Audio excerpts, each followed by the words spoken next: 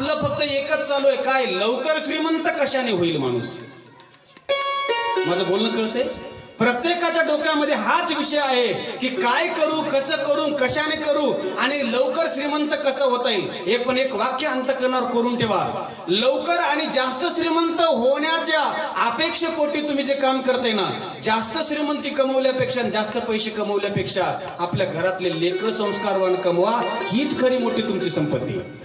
कळलं का? मुलं जर संस्कारवान नसतील आणि किती संपत्ती कमवली तर ते शेवटी महाराज तुमचं नाव खराबच करणार. महाराज हा पैसा असून उपयोग नाही, मुलं संस्कारवान पाहिजे. सोडा, माझा विषय चालला होता आपण समाजाला देणं लागतो दादा, दिलं पाहिजे. आणि एक वाक्य गैरसमज करून घ्यायचं काम नाही. कुठेही द्या तुम्ही. एखाद्या गरीबाचे मुलीचं लग्न असेल, त्याला जर महाराज घडत नसेल तर तुम्ही तुमच्याकडे ईश्वराने कृपा केली, तुमच्याकडे भरपूर दिले, थोडं सहकार्य करा त्या गरीबाच्या मुलीला, तरी देव प्रसन्न होईल. आपल्याकडे सगळं काय आहे महाराज, कशालाच कमी नाही महाराज. आई मला सांगा, आपल्या घरामध्ये काय म्हणते त्याला, भांडे कुंडे कमी आहेत का? नाही, घर भरलंय दादा कपड्याने, मांडणी भरली कपड्याने. मग एक काम करा ना, एखाद्या गरीबाच्या मुलीच्या अंगावर जर ड्रेस नसेल तर एखादा ड्रेस आपल्या मुलीचा भरपूर असेल तर एक त्या मुलीला देऊन टाका. मुलगी जेव्हा तिच्या अंगावर ड्रेस घालेल आणि तिथला जेव्हा हसू येईल का नाही महाराज, त्या हसण्यामधून देव तुमच्यावर प्रसन्न होईल की चांगलं काम केलं तुम्ही. म्हणून द्यायला शिका, दिलं पाहिजे. दान धर्माचं व्याख्यान केलं भीष्माचार्यांनी, राजधर्माचं व्याख्यान केलं आणि स्त्री धर्माचं व्याख्यान केलं की घरातली स्त्री महाराज ही सामान्य नाही तर खरी लक्ष्मी घरातली तीच आहे दादा. म्हणून शास्त्र असं सांगतं की यत्र नार्यस्तु पूज्यन्ते रमन्ते तत्र देवतः. ज्या घरामध्ये स्त्रीचा सन्मान नाही, ज्या घरामध्ये घरातल्या स्त्रीचा मान नाही, त्या घरामध्ये देवता वास्तव्य कधीच करत नाही दादा, ध्यानात ठेवा तुम्ही. म्हणून घरातल्या स्त्रीचा सन्मान होणं गरजेचं आहे. मी तर नेहमी असं म्हणतो की फोटोतल्या लक्ष्मीची पूजा जरूर करा, तिला उदबत्ती जरूर ओवाळा, पण आधी आपल्या घरातल्या स्त्रीचा सन्मान करा आणि मग फोटोतल्या लक्ष्मीची पूजा करा, तर ती आशीर्वाद देईल तुम्हाला. कळेल? घरामध्ये जर आपण सन्मान देत नसाल आणि रोज पूजा करीत असाल तर ती फोटोतली लक्ष्मी महाराज प्रसन्न होणार नाही. लक्षात आलं?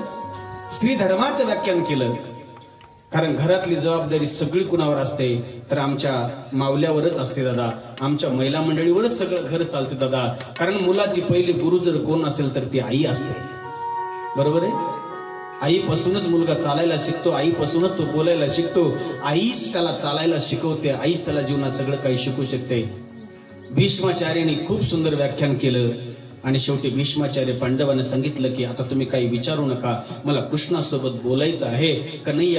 कृष्ण कन्हैयाला बोलतायत भीष्माचार्य, कन्हैया क्या मेरी एक बेटी है, मुझे लगता है कि मेरी बेटी मैं आपको समर्पित कर दूं. कन्हैया बोलने लगे, बाबा आप तो नैष्ठिक ब्रह्मचारी हो, आपको बेटी कहाँ से आ गई? बोले नहीं नहीं, मेरे पास बेटी है, के जैसा सुंदर वर उस बुद्धि मेरे बेटे को दुनिया में कोई नहीं मिल सकता. कौन सी बेटी? त्यांनी सांगितलं, बुद्धी रूपी मुलगी मी तुम्हाला समर्पित करणार आहे. आणि जेव्हा बुद्धी तुझ्या चरणावर अर्पण करेल ना तर पुन्हा जीवनामध्ये दुसरा कुठलाच विषय बुद्धीमध्ये येणार नाही. बोलणं करतायत महाराज भीष्माचार्य. शेवटी अंतकाळ जवळ येतो आहे आणि शेवटी भीष्माचार्याला कृष्ण परमात्मा म्हणतात, बाबा चिंता क्यों करते हो, मी तुम्हाला असा आशीर्वाद देतो की तुम्ही 1000 वर्ष जगला पाहिजे. भीष्माचार्याने सांगितलं की अब जीने की कोई तमन्ना नाहीये. आणि मग भीष्माचार्याने सुंदरपैकी परमात्म्याची स्तुती गायली आणि भीष्माचार्य परमात्म्याला म्हणतात, कन्हैया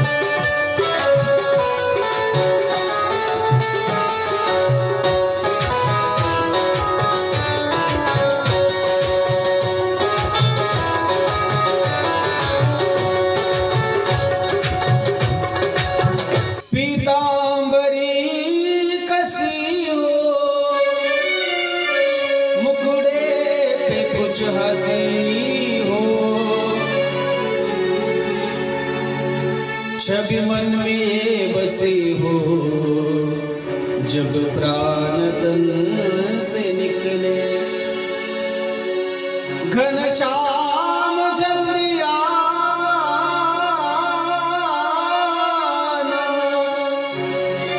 नहीं श्याम भूल जाना। राधे को साथ लाना, तब प्राण तन से निकले। इतना तो कर न स्वामी, जब प्राण तन से निकले। भीष्माचार्य शरपंजरी पडल्या पडल्या कन्हैयाला म्हणतात, कन्हैया काय मेरा अंत समय पास आया। एक वाक्य बोलू का? माझ्याकडे लक्ष द्या। मरण त्याचं श्रेष्ठ दादा। माणसाचं जीवनभराचं सगळं गणित, सगळा सार कधी निघतो माहितीये का? माणूस कसा होता हे जर ओळखायचं झालं तर त्याची शेवटची चर्चा ऐकावी, म्हणजे कळेल की हा माणूस जीवनभर कसा वागला। माझं बोलणं कळते? माझं बोलणं कळते ना? माणसाची प्रेतयात्रा चालू झाली की मग ते मागचे चालणारे असतात ना, मागचे, त्यांची चर्चा ऐकावी मग महाराज। मग ते काय बोलतात ते। चांगला जर माणूस असेल तर चर्चा चांगली असते, आणि एखादा वाईट माणूस जर वाईट असेल तर मग त्याची चर्चा कुठे निघते? त्याच्या पाठीमागे निघते महाराज। तेव्हा चर्चा ऐकताना कळतं की हा माणूस कसा होता। मरण त्याचं श्रेष्ठ आहे दादा। एक तर रणांगणामध्ये मरणारा शूर, नाहीतर ज्याच्या मरण प्रसंगी ईश्वराचं नाव मुखाला येतं त्याचं मरण चांगलं, नाहीतर शेवटी माझ्या तुकोबारायासारखं स्वतः भगवान त्याचं मरण श्रेष्ठ दादा। बाकीचं आमचं सोडा, आम्ही कधी मेलो काय मेलो कुणाचाच कुणाला पत्ता नाही महाराज। काय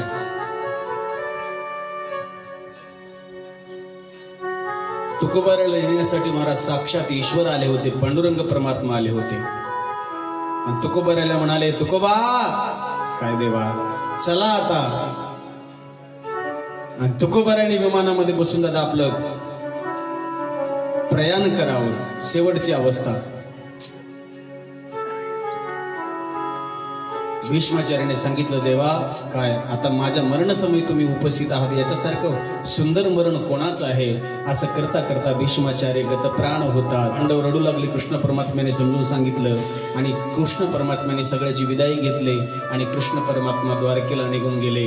पण नीट लक्ष देऊन ऐका, द्वारकेला गेल्या गेल्या कृष्ण परमात्म्याने सगळ्यात पहिल्यांदा काय केलं? आपल्या माता पित्याच्या चरणावरती मस्तक ठेवलं आणि प्रणाम केला। थोडा विचार करा, कृष्ण ईश्वर आहे तरी पण आपल्या माता पित्याच्या चरणावरती नतमस्तक होतं दादा। म्हणून जीवनामध्ये नम्रता फार महत्वाची असते। उद्दंडपणा जीवनामध्ये कामी नाही दादा। नम्रता असणं फार गरजेचं आहे। रामचंद्राची सुद्धा सकाळी उठल्या उठल्या काय करायचे? तुळशीदासजी रामायणात फार सुंदर वर्णन करतात। रामचंद्र सकाळी उठले ना, उठल्या उठल्या सकाळी उठल्या उठल्या पहिल्यांदा काय करायचे? प्रातः काल उठ के रघुनाथा, प्रातः काल उठ के रघुनाथा, प्रातः काल उठ के रघुनाथा, प्रातः काल उठ के रघुनाथा।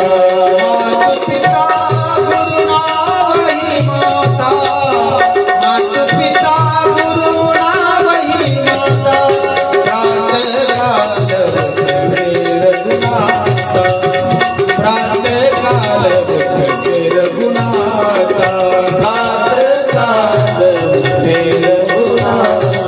प्रातः काल उठ के रघुनाथा। सकाळी उठल्या उठल्या रामचंद्रजी आपल्या आईच्या, वडिलाच्या आणि गुरुदेवाच्या चरणावरती नतमस्तक व्हायचे।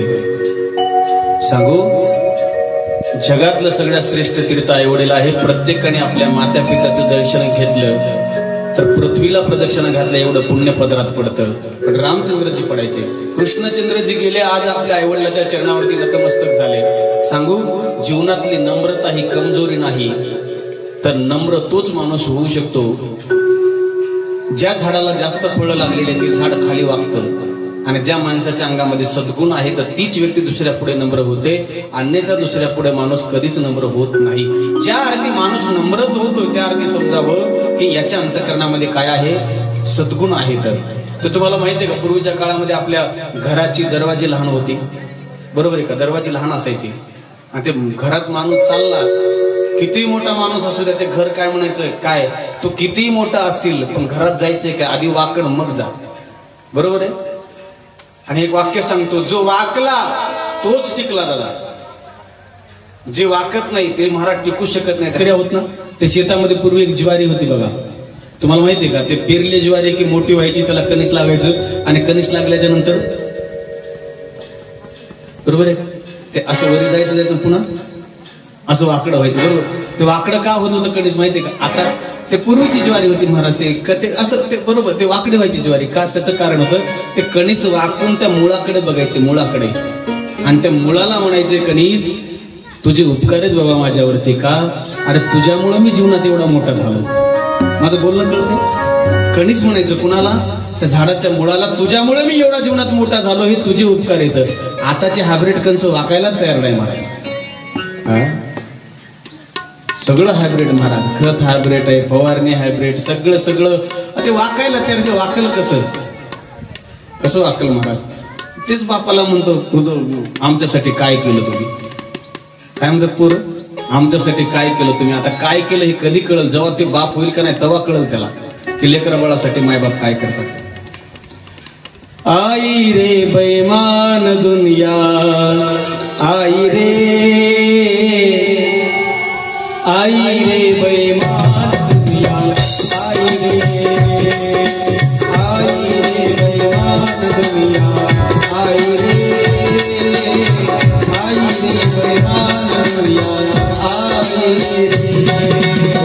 आई रे बेईमान दुनिया,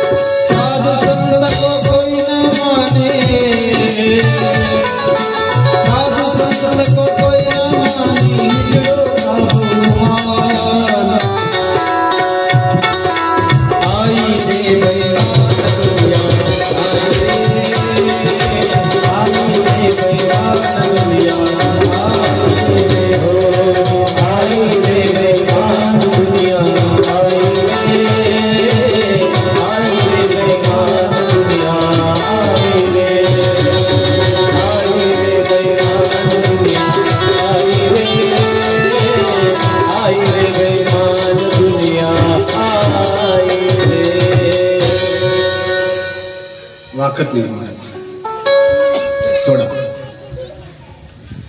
कृष्णचंद्रजी आता माता पित्याच्या चरणावरती नतमस्तक होतात. देवकी मातेने उचललं, कंठाला लावलं, कडकडून मिठी मारली, कन्हैया क्या बहुत दिन से आप गए थे, आए हो, बहुत खुशी की बात है. आणि एक विशेष घटना घडली. ज्या बाळाला गर्भामध्ये जाऊन रक्षण केलं होतं कृष्णाने, त्या बाळाने हस्तिनापूरमध्ये आज जन्म घेतला. त्याचं नाव आहे विष्णुरात. विष्णुरात. पण ते बाळ एवढं विशेष होतं महाराज, जन्मल्याबरोबर मांडी घालून बसलं, सगळीकडे बघत होतं.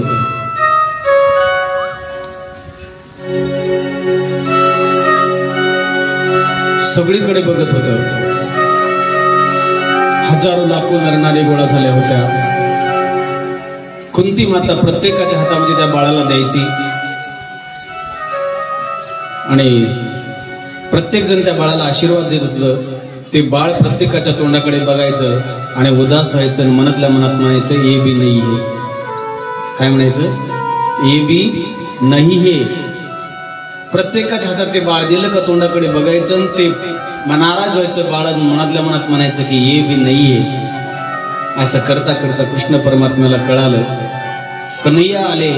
आल्याच्या नंतर कुंती मातेनं ते बाळ जसं कृष्ण कन्हैयाच्या हातामध्ये दिलं, आतापर्यंत ये भी नाहीये, ये भी नाहीये, ये भी नाहीये म्हणत म्हणजे ना उदास व्हायचं ना.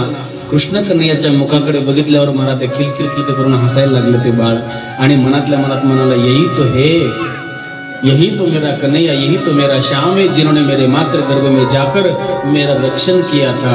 माझ्या कन्हैयाने त्याच्या डोक्यावर हात ठेवला, आशीर्वाद दिला आणि सांगितलं की यशस्वी भव. कन्हैया निघून द्वारकेला गेले. हळूहळू महाराज जाताना अर्जुन कृष्णाच्या बरोबर द्वारकेला गेले. गेल्याच्या नंतर तिथं काय झालं, यदुवंशी लोकांची बुद्धीमध्ये भ्रम निर्माण झाला आणि त्यांनी महाराज एकमेकांमध्ये भांडण केले. सगळे यादव संपले आणि माझा कृष्ण परमात्मा अवतार कार्य संपवायचा विचार करीत होते आणि इकडे परीक्षित हळूहळू मोठा मोठा होत गेला, वाढत चाललेला होता. पण 6 महिने झालं अर्जुन आला नाही. त्याच्यामुळं धर्मराजाला इकडे विरुद्ध महाराज अपशकुन होऊ लागले आणि धर्मराजा विचार करतात की आता पृथ्वीवरती अपशकुन का होत आहे. तेवढ्यामध्ये अर्जुन हातास उदास निराशा अर्जुन आला. आल्याच्या नंतर रडताना अर्जुनाला बघितलं आणि धर्मराजाने विचारलं, अर्जुन काय तुम उदास क्यों हो और तुम रोते क्यों हो, तुम्हारे आंखों में आंसू क्यों है. आणि अर्जुनाने रडून सांगितलं, दादा काय वंचितोहम महाराज हरिना बंधुरूपिणा येन मे पौरुतम तेजो देव विश्वापणं.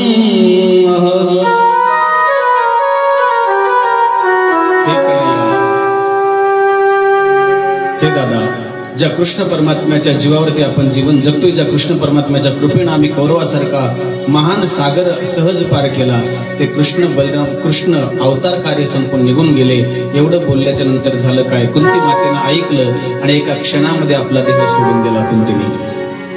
पांडव विचार करतात आता कृष्ण राहिले नाही पृथ्वीवरती, आपण करायचं. स्वर्गारोहण करण्यासाठी निघाले, स्वर्गाला जाण्यासाठी. परीक्षित राजा छोटे होते, त्याला गादीवरती बसवलं आणि त्याला सांगितलं एक काम कर. काय? 3 गोष्टी ध्यानात ठेव, तू यशस्वी होशील. पहिली गोष्ट अतिथीचा नेहमी सत्कार कर. दुसरी गोष्ट शत्रू जरी शरण आला तरी त्याला क्षमा कर. आणि तिसरी गोष्ट पाप होताना डोळ्यासमोर कधीच बघू नको, तू जीवनात यशस्वी होशील.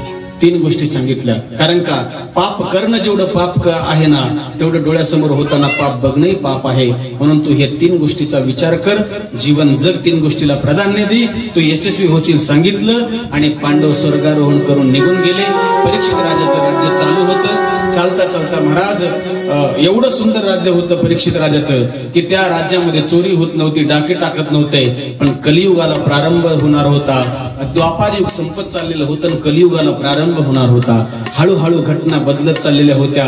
वातावरण बिघडून गेलेलं, अपशकुन होऊ लागले. आणि एक दृश्य परीक्षित राजाने एक दिवस बघितलं. एक गाय एका पायाने उभी होती, एक बैल एका पायावरती उभा होता आणि गाय समोर उभी राहून त्या बैलाकडे बघून रडत होती.